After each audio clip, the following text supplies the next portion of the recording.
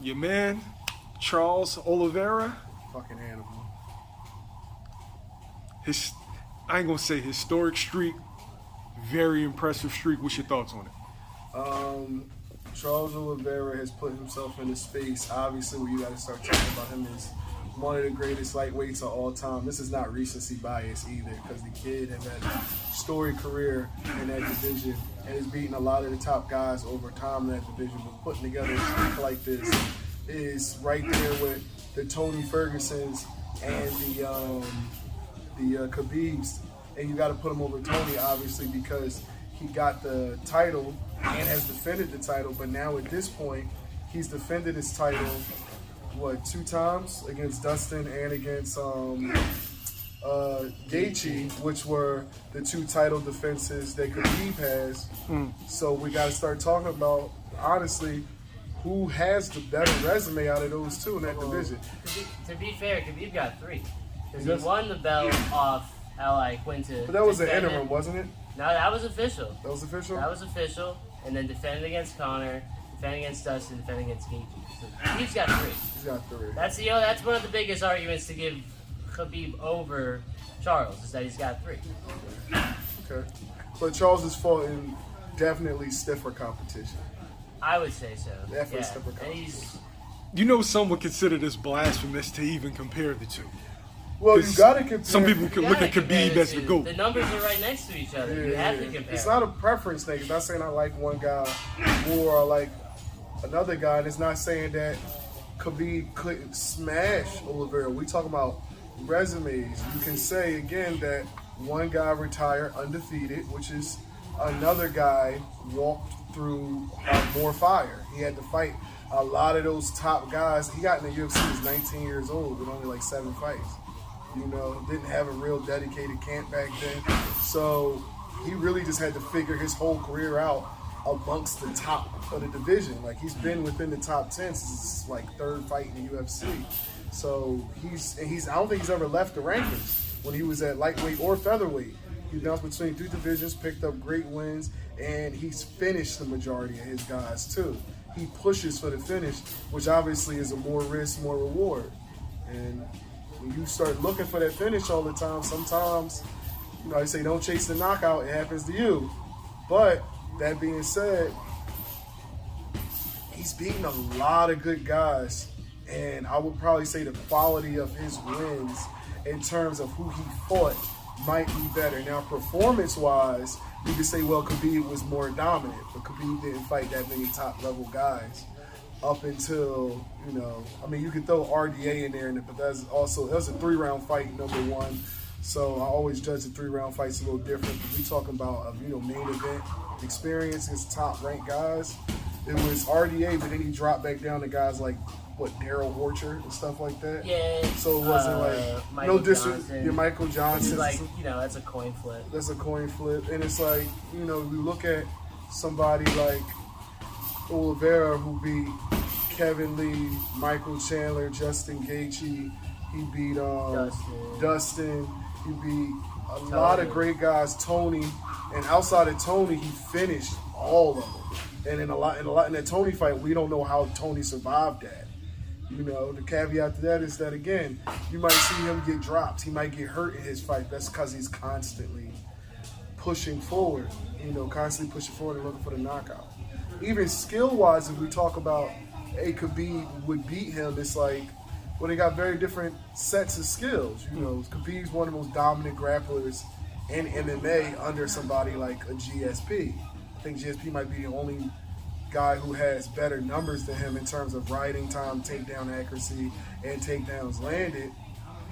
But if we looking at like who gets guys up out of there, Charles Oliveira, hands down. Charles Oliveira might be one of offensively the hardest guys to deal with, because he can bring kicks low from both sides, from both stances, up the middle and around the corner to the body, both sides, both stances.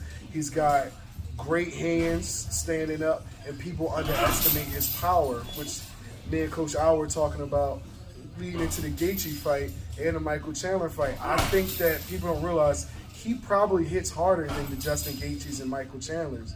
I watched the Gaethje versus Chandler fight, as we all did, and they punched on each other for 3 minutes.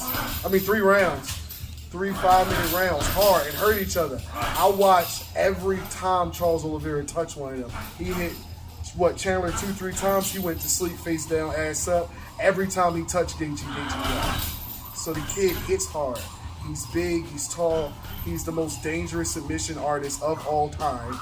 So even when it comes to the most dominant grappler, do you give it more to the takedowns and riding time, or do you give it to the guy who has the most finishes on the ground? So you feel me? So it's very hard. He has the most submissions in UFC history. What can Charles Oliveira do that could end this conversation? If he wins, for him to be the greatest lightweight, you mean over Khabib? Yeah. Whenever somebody retires with the it's always going to be speculation, because it's going to be like, well, he would have kept beating guys anyway. Well, we really don't know. One way you could do it is just like by numbers. You feel me? Just get, like, put it this way. title defenses, and then you can make that argument. And so, like, I think beating Chimaev would do a lot. So here's, you mean if he went up? If Charles fought Islam. Yeah, if you went up. Yeah. It's not Chimaev. That's Oh no, I'm thinking of all these Makachev. It's My not bad. Makachev. My Honestly, bad. I think Makachev gets stopped. I think Makachev gets stopped. I don't think that'll be enough. And it's again, whenever you retire with a it makes things hard to speculate. So I give you a perfect example all the time. Floyd retired with a That's one of the reasons why he's considered the best ever. That plus his performance. If Chavez had retired when he was 89-0, would we still consider Floyd the same? You feel me? Now, if we look at it objectively, we can say like, we see more from Floyd. But at that time, if he just said, I'm stopping fighting at 89-0, no one would touch that. No. But that wouldn't mean that he was the greatest of all time, because obviously he kept fighting through at the top of that competition. You're going to run into those guys. You feel me? Same thing with like a Rock Marciano. Like, do we consider him on the same level as like even a Lennox Lewis? But he retired with a so he has to get put in that debate. You feel me? So it's just hard when guys do retire, especially when they haven't fought the same level of competition. You feel me? Like a lot of the reasons why Mike Tyson might get exited out of a lot of those top 5, even top 10 lists, because in his era, he came after Holmes retired. He came after he retired. The title was vacant. He came and got it. Everybody was out of their prime. We beat Leon Spinks and Larry, and then by the time the guys like the Lennox Lewises and all those other guys came up, he was locked up. What was that, 94? Yeah. So he kind of missed that era. Then he coming back and he missed the Riddick Bulls, the Lennox Lewis early. Yeah, he beat all those guys. He missed all those guys because he's locked up during that time. And before then, all those guys are out of their prime. So now his record, if you look at it objectively, is always going to be in speculation, because either we can be like, he did this, but his era was bad, but then when he took his losses, he was out of his prime. So we don't really, it's hard to try to compare those things.